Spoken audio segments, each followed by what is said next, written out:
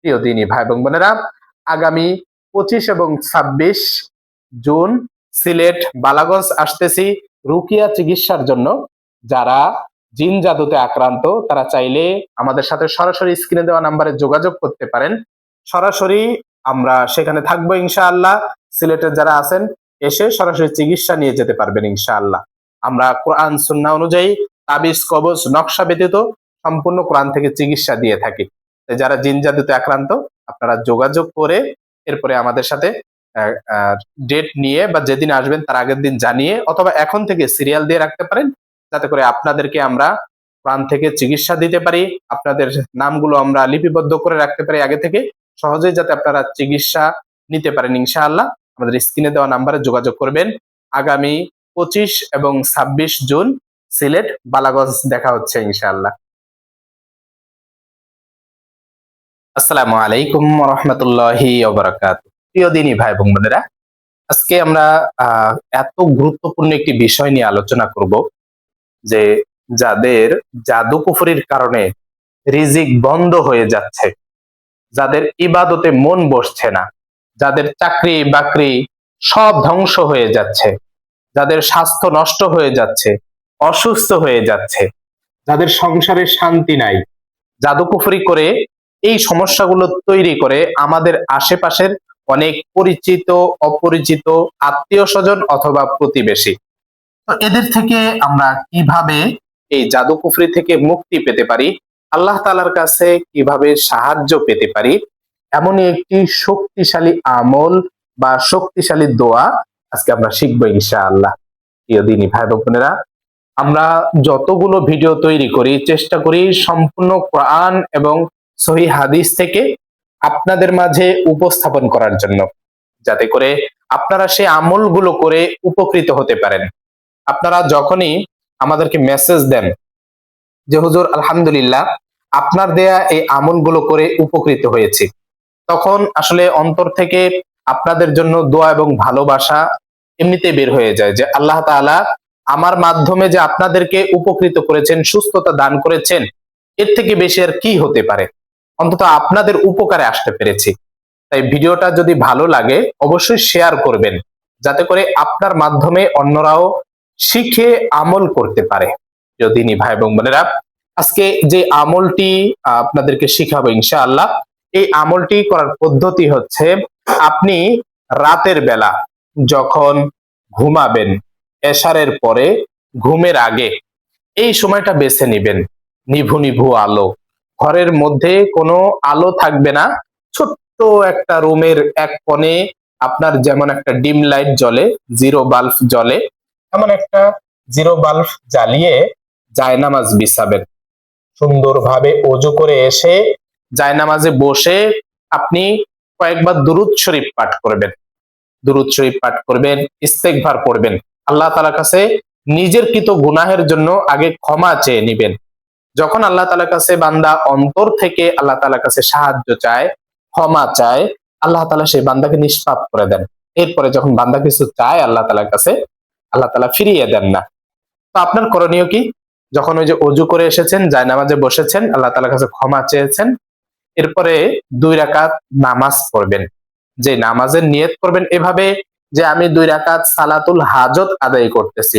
আমার যে সমস্যাগুলো রয়েছে এই সমস্যাগুলো থেকে আল্লাহ তাআলার কাছে পরিত্রাণ পাওয়ার জন্য। যখনই এমন চিন্তা করবেন যে আল্লাহ তাআলা এই সমস্যাগুলো থেকে আমাকে অবশ্যই পরিত্রাণ দিবেন, ঠিক সেই মুহূর্তে আপনি এই জায়নামাজে দাঁড়িয়ে যাবেন 2 রাকাত সালাতুল হাজত আদায় করার জন্য।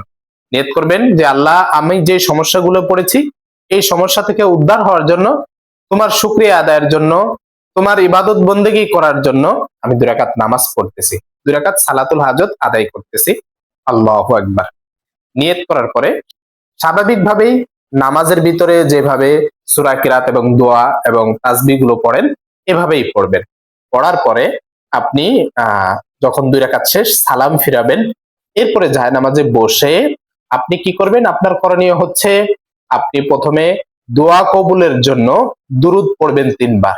যেই দোয়ার শুরুতে দুরূদ পড়া হয় আল্লাহ তাআলা সেই দোয়া অবশ্যই কবুল করে থাকেন। এই জন্য দোয়ার শুরুতে প্রথমে আপনি 3 বার দুরূদ পড়ে নেবেন। এরপরে 3 বার ইস্তেগফার পড়ে নেবেন, যাতে আপনার গুনাহ থাকলে আল্লাহ তাআলা সেই গুনাহগুলো মাফ করে দেন।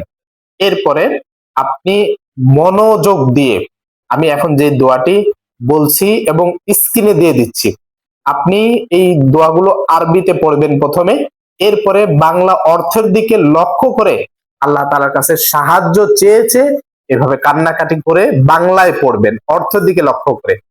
যে আপনি যখন এই দোয়াগুলো পড়বেন, যদি অর্থগুলো জানেন, বোঝেন, আল্লাহ তাআলার কাছে এই অর্থগুলো চেয়ে চেয়ে যদি সাহায্য চান, বুঝে বুঝে যদি সাহায্য চান, যে আমি আল্লাহ তাআলার কাছে এই সাহায্যগুলো চাইতেছি, তখনই কেবল আপনি আল্লাহ তাআলার কাছে সাহায্য পাবেন ইনশাআল্লাহ। এজন্য এই দোয়াটা এতটাই শক্তিশালী, পড়ার এই নিয়ম অনুযায়ী আপনি পড়বেন, ইনশাআল্লাহ আল্লাহ তাআলা দেখবেন আপনার রিজিকের যে বাধাগুলো আছে এগুলো কেটে দিবে, আপনার সংসারে অশান্তি যেটা আছে এটা দূর করে দিবে ইনশাআল্লাহ, জাদু কুফরিগুলো ধ্বংস করে দিবে। জাদু কুফরির জন্য আরো যে 12টি আয়াত আমাদের বিগত ভিডিওতে দিয়েছি, জাদু ধ্বংসের জন্য 12টি কোরআনের শ্রেষ্ঠ আয়াত রয়েছে, সেই আয়াতগুলো বেশি বেশি করে পড়ে ফু দিবেন। তো যে দোয়াটি বলছিলাম আমি স্ক্রিনে দিয়ে দিচ্ছি আপনাদের সহজের জন্য। এই দোয়াটা এইভাবে পড়বেন, আল্লাহুম্মা আফতাহ আলাইনা আবওয়াবাল খায়র ওয়া আবওয়াবাল বারাকা ওয়া আবওয়াবান নি'মা ওয়া আবওয়াবার রিজক ওয়া আবওয়াবাল কুওয়া ওয়া আবওয়াবাস সিহহা ওয়া আবওয়াবাস সালামা। অর্থের দিকে একটু লক্ষ্য করেন।